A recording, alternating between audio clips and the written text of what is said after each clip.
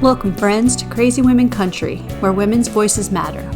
We bring you the greatest female voices in the music industry, from the artists, songwriters, and producers, to managers and executives, and all the women who make the music industry what it is today.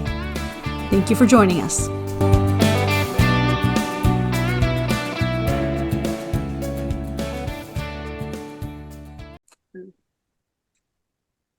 Welcome, friends, to another episode of Crazy Women Country. I'm Donna. I'm Paula. And today we have Nickola Magnolia with us. How you doing?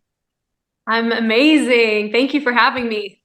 Anytime. It is so good to have you back. Yeah. Yeah. Oh, yeah. I feel like so much has happened. It feels like a whole lifetime ago that we last spoke.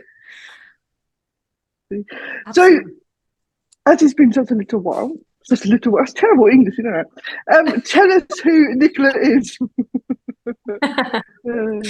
Well, I'm a recording artist. I'm back in the studio right now.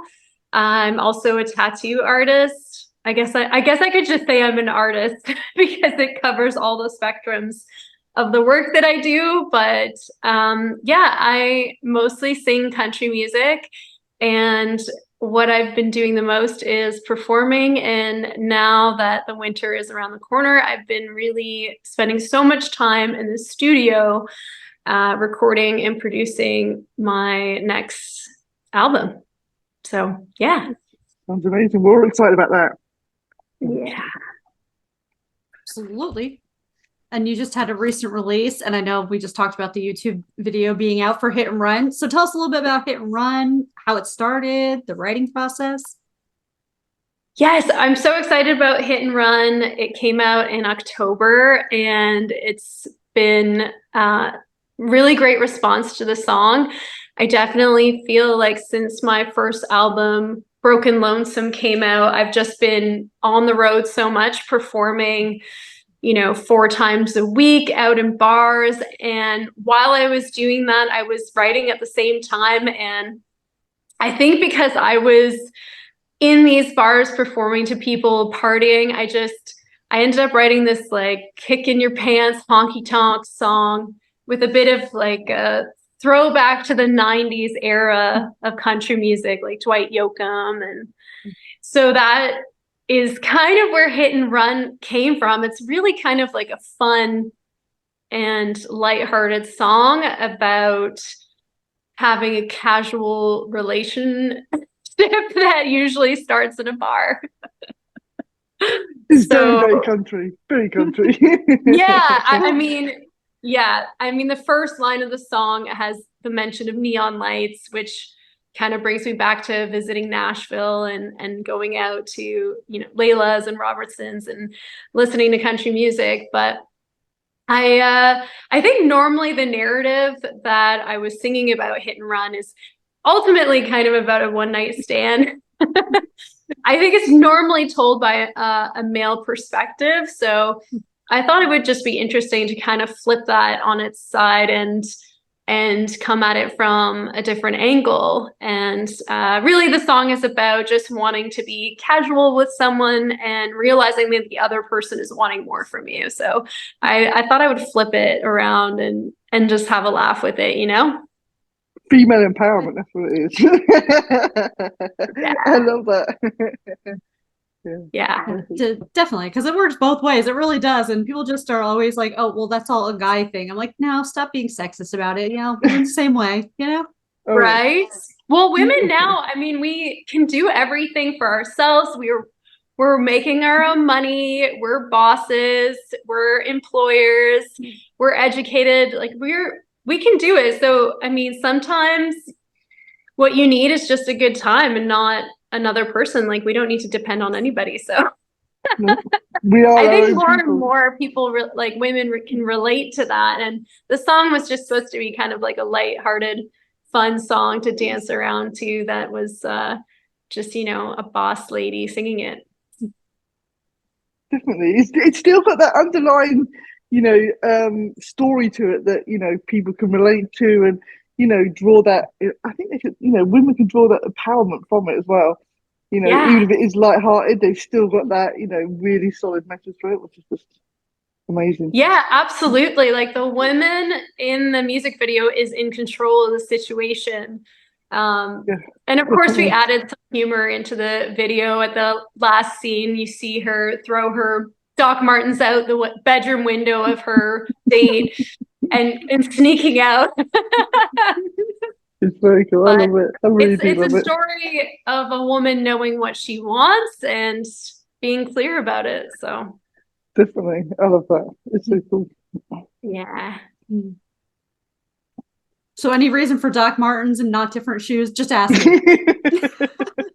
I think so. We just decided to have like a bit of an edge to it. So there were a ton of bikers in the video, and the actress was a little, I guess, alternative looking, like tattoos, piercings, and just like a confident woman. Yeah, so the Doc Martens were just kind of perfect for that. I love that. I just love that. It's just perfect. Not mine. I mean, they're ass-kicking boots, right? They are. Definitely. Between them and the Harley boots, and then there's some other boots that I've liked, and I'm like, yeah. So that's why I asked. I just didn't know if there was a preference. Oh yeah. Oh yeah. So for those who haven't seen you or known you before on our channel, do you want to tell them who some of your sheroes are in music? Oh my gosh. You have so many, so many. I love Dolly Parton, obviously, is just like my human being hero, just as even as a person, but mostly a writer as well. She wrote I Will Always Love You and Jolene in the same day, which is unreal.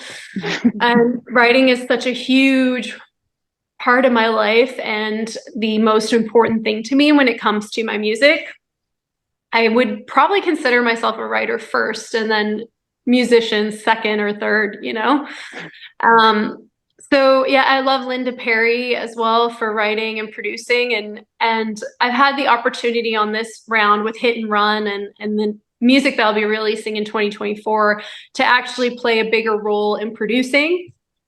So I think now I'm starting to look up to women that had more of a role in production and not just singing or not just writing, and had a bigger role with playing on their albums and producing it from every single note. So I've just been like so in the studio and meticulous about every instrument that's on any of the songs, and I'm really loving that.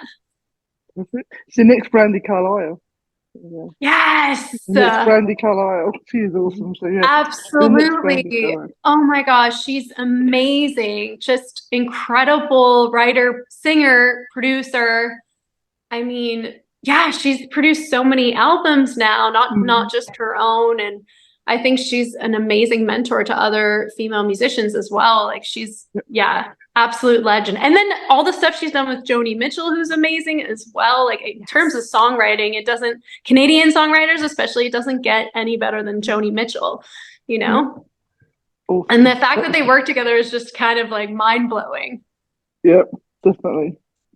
Absolutely. So what do we have happening for the rest of this year? Are you doing anything fun for the holidays? I know, wait, didn't you just have Thanksgiving in Canada like a while ago? I'm losing it because we're heading in the US and poor Paula doesn't get Thanksgiving over in I don't get Thanksgiving where I am. So yeah, we had Thanksgiving, which is probably, I feel like it's a bit less of a big deal than it is in the US, but we still just kind of usually get together with our families. And then of course, I swear since like Halloween is over, it's immediately into Christmas. I just feel like we're already in the Christmas season. Like the holiday music is on everywhere. It's all like the wrapping paper is out. So I just feel like we're in Christmas mode right now and it's not even December.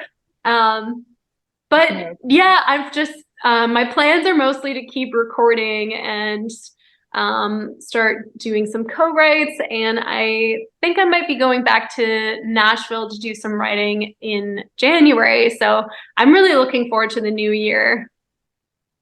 Wonderful. Well, if you feel like coming down to the Sunshine State because you might need an extra warmth or something, let me know. I'll be home all January to my knowledge. So Oh yeah. I mean, my brother lives in Lafayette, Louisiana, so it's not that far if I hop over, you know. Just I'll let me just know. keep going down south. Just keep going to here. Keep going. All right, we'll just kidnap you and keep you here for a while. You know, no one will miss you. I mean, sure, someone will Yeah, miss you, but you yeah. know, at least they'll know where you are. You know, like she's in Florida having fun. Yeah, I People would don't miss love you. that. I like definitely a goal is to be a snowbird and get out of Canada for the winter seasons. I'm just such a sun baby. Florida would be perfect for you. Or you can always come to Spain. Spain's awesome in the summer, so that'd be cool. Oh yeah, I love Spain. I traveled. I mean, I lived in Europe for a few years, and I loved Spain. It was one of my favorites. Spain's awesome. Absolutely love Spain. The weather's amazing. The winters aren't too cold. It's just perfect. Yeah, it's perfect. It's funny because the winters aren't cold at all, but if you go in the winter, the Spaniards are in like full down Oh, yeah. jackets and Yeah. scarves and hats, and then you're there in like t-shirt and shorts, and they're looking at you like you're completely insane. Yeah. Yeah, it's very funny. I must admit, it is I very, think very you've funny. just You see described them. Florida too. Yeah, that's true. That's true. I did go for Christmas one year with my brother, and I was in the pool, and at the condo we were staying at, there were some ladies there, and they're like, it's way too cold to be swimming right now. I was like, you have no idea where I came from.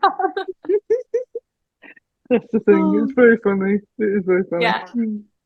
Yeah. So hopefully warmer weather soon. And I'm also doing a writer's retreat in February in Costa Rica. And it's an all women's event. So I'm really excited. Yeah, just more co-writes and more warm weather in my future. So The warm weather's the important part.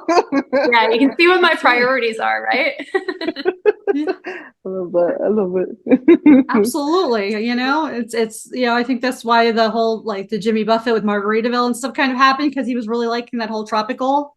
You know, most of his songs kind of yeah. Oh yeah. Oh yeah. I guess I need to write some more like travel songs maybe. That'd be perfect. Maybe do some manifesting through the songwriting. That would be very, very cool. Yeah. Yeah. Not a bad idea.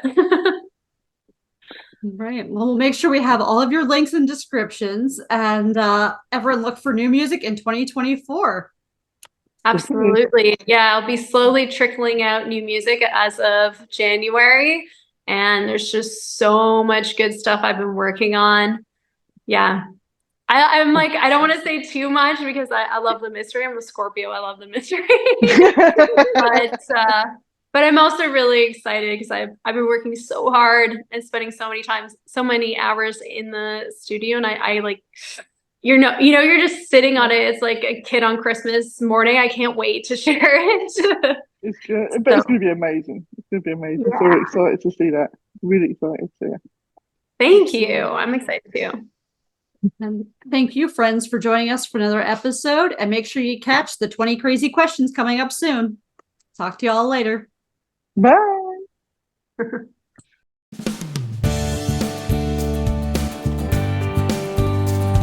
If you enjoyed today's episode of Crazy Women Country, don't forget to give us a thumbs up. Be sure to click the subscribe button for new interviews weekly. And thank you, friends, for joining us today on Crazy Women Country, where women's voices matter.